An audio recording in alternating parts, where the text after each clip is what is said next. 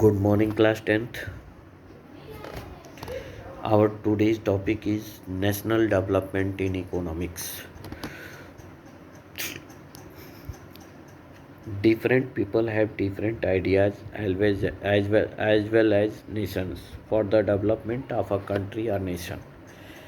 In general, national development is manifested through uh, income and demographic indicators. So, how to compare different countries or states? Different countries or states are compared on the different parameters. Like for comparing the economic conditions of countries, states, their income is considered to be one of the most important attribute. The countries with higher income are generally more developed than the other with less income. The income of a country is the income of all the residents of a country. Second point is that comparison is also made between as per capita income, that is known as average income, that is the total income of a country divided by its population. Next one is that in World Development Report 2016 brought out by the World Bank, the following classification has been made on the criterion. The first one is that countries with per capita income of US dollar 12,236 per annum and above in 2016 are called rich countries.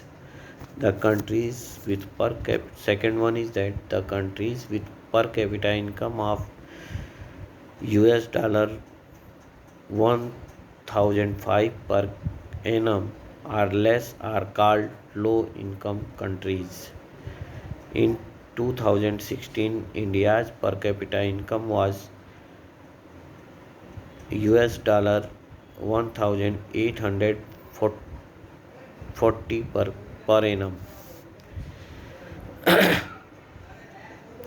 Thereafter, income and Indian states. On the basis of income, following some of the facts about Indian states are important that has been given as below.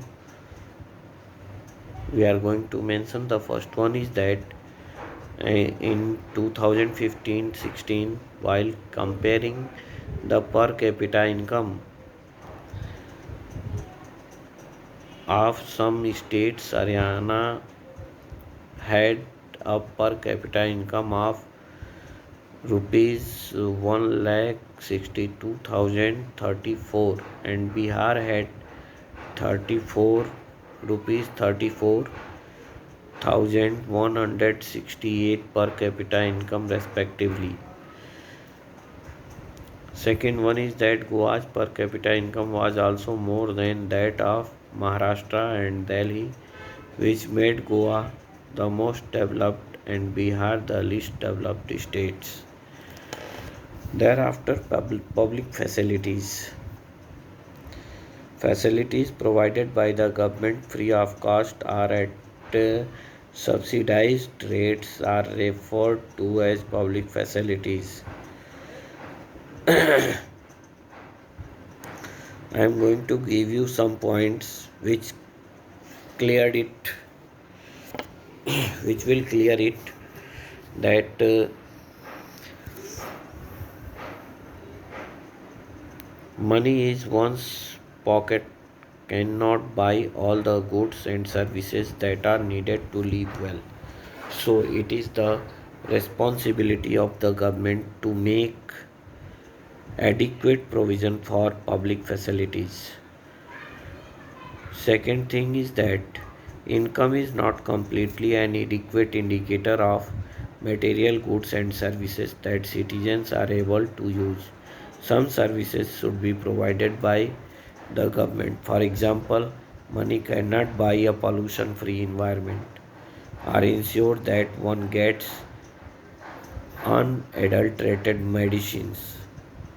These can be assured only by adequate steps taken by the government.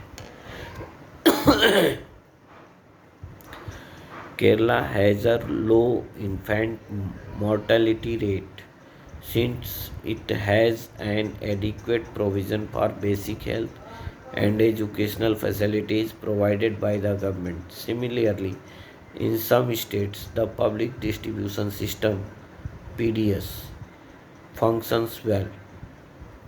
Even today,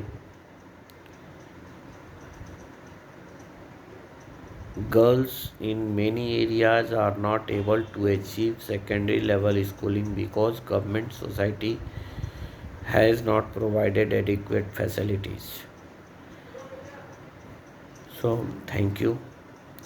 Our next topic will be Human Development Index HDI. Tomorrow we will discuss about this. Thank you.